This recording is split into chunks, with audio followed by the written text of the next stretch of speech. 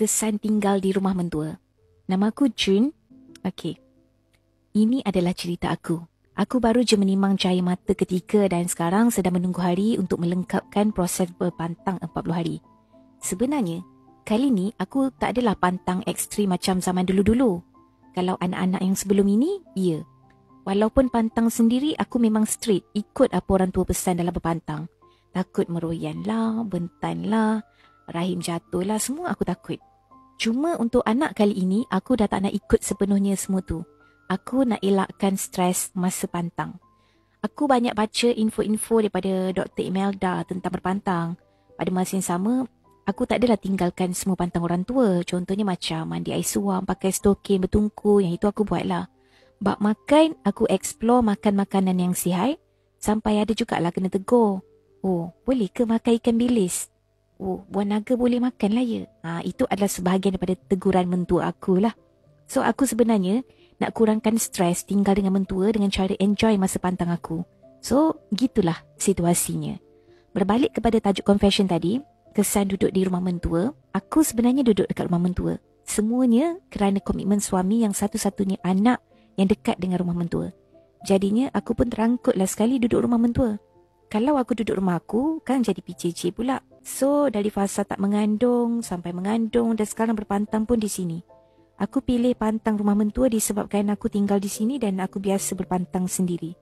Lagipun logiknya, suami akulah yang kena mainkan tanggungjawab untuk jaga aku kan. Takkanlah isteri bersalin nak susahkan orang tua aku pula. So, gitulah konsepnya.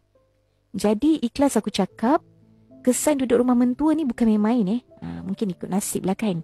Macam aku, sejak duduk sini dekat rumah mentua dia ni, aku dah kehilangan banyak ruang privasi aku dengan suami. Mula-mula okey, tapi lama-lama tak okey.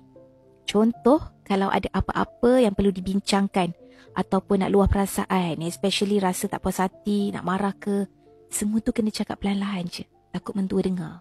Aku nak menangis pun kena berkurang dalam bilik ya, sampai hilang mata bengkak sebab takut mentua tengok. Kalau tak masuk dapur masak, rasa bersalah. Nak masak apa-apa, nak kena fikir cita rasa orang lain sama. Kan kalau aku masak spaghetti ke, buat roti bakar ke, tak makan pula mak mentua aku. Kalau nak tidur lebih, rasa tak kena. Anak buat perangai, nak tegur, nak marah-marah semua tu, kena kontrol. Nak tegur suami, lagilah, anak kesayangan kot. Itu tak masuk lagi bab pakaian. Selalu kena pakai tudung dalam rumah, pakai baju lengan panjang setiap masa. Sebab bila-bila masa je akan ada family, ipar-ipar lelaki balik mengejut. Lagi satu, rumah mentua aku ni selalu jadi kunjungan jiran. Kadang-kadang terlari-lari aku cari tudung bila orang datang rumah.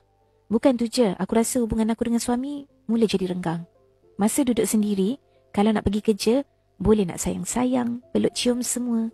Dekat rumah mentua ni, semuanya rasa terhad. Bukan aku je, suami pun sama. Nak peluk aku, nak cakap apa-apa pun, mesti nak kontrol. Nak bersama dengan suami pun, itu satu hal juga. Rumah mentua ni dekat betul dengan jiran sebelah. Kalau bersembang pun confirm dengar sepijik-sepijik. Tambah lagi bilik aku tidur tu dekat sangatlah dengan jalan yang orang duk lalu lalang. Jadi kalau nak bersama suami semua tu nak kena berjaga-jaga. Kadang-kadang hilang mood jugalah nak layan suami sendiri. Kejap kan bunyi motor lah. Kejap kan bunyi orang berjalan, orang bersembang. Nak mandi wajib lagi lah. Pagi-pagi bilik air tu pula sebelah bilik mentua. Kentut pun boleh dengar. Ini kan pula mandi pagi-pagi buta. Satu lagi, aku dan anak-anak jenis suka berjalan. Sekarang kalau nak pergi bercuti mana-mana, perlu fikir banyak-banyak kali. Misalnya kalau anak aku nak pergi pool kan, orang kata apa, suka tidur hotel kalau bercuti. Dalam keadaan aku dan suami sekarang, mentua pula tak larap berjalan. Jadinya banyak plan untuk anak-anak tu yang terpaksa cancel. Kalau nak berjalan juga, suami cakap kena balik rumah mak aku dulu. Lepas tu pergi jalan-jalan dan baru balik rumah mentua sebab macam tak nak mentua terasa lah.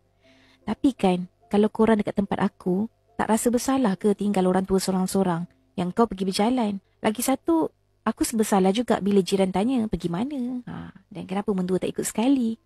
Suami aku dia selamat lah sebab dia lelaki. Akulah yang perempuan ni yang nak kena hadap mulut-mulut orang.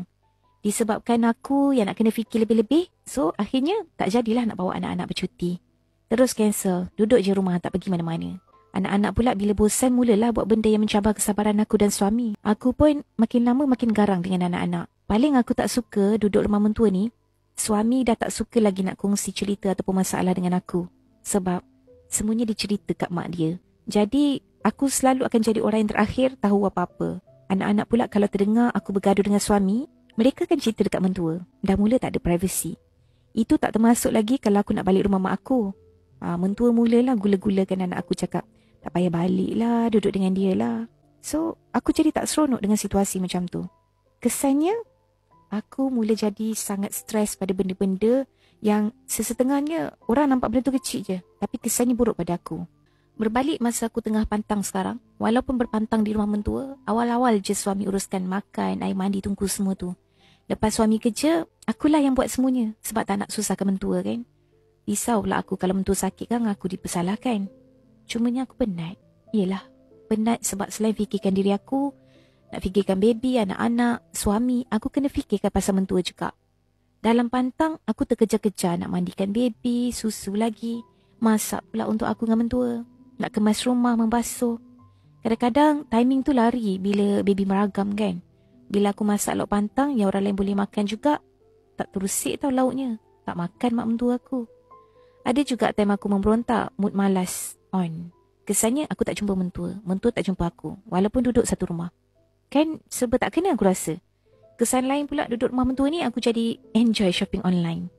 Beli apa yang aku nak, apa yang aku nak makan. Tak perlu susah-susah ajak suami keluar sebab nanti dia akan rasa gelisah pula fikir mak dia sorang-sorang kat rumah. Mentua pun tak adalah nak tanya pergi mana, beli apa. Lama-lama aku pun dah jarang dah ajak suami keluar. Ataupun kalau dia ajak, aku jadi malas dan nak ikut. Hidup aku dalam bilik je dengan baby. Settle urusan rumah, aku akan terperap duduk dalam bilik. Itu sahaja ruang privasi yang aku ada. Nak makan tak payah pakai tudung. Nak menyusu baby dengan baju yang selesa. Itu je lah yang aku nak kongsi. Kesan di sebalik aku duduk rumah mentua ni. Ini pun aku type sambil pangku baby tau. Air mata dah lama dah kering sejak aku duduk sini. Lama mana nak bertahan tu, tak tahulah. Sempat jugalah aku scroll kehidupan kalau dah bercerai kan. Tapi tak mampu aku nak bayangkan. Harap tak sampai situlah. Itu saja kisah dari Jun, bukan nama sebenar.